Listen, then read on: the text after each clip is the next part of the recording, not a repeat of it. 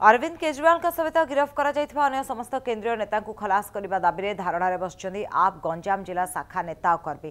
ब्रह्मपुर पुराणा बसस्टाण्ड निकट में आम आदमी पार्टी गंजाम जिला शाखार सदस्य मैंने दिनिकिया उपवास बसिंट। जिलार समस्त विधानसभा मंडल में एभली उपवास धारणा आह्वान दि जाएगी।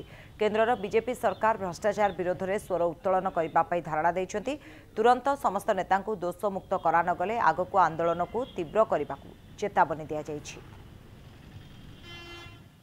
अरविंद केजरीवाल को मोदी जो ईडी अरेस्ट प्रतिवाद कर सारा देश में वर्तमान गोटे दिन गोटे अनशन चलती एक दिवसीय अनशन।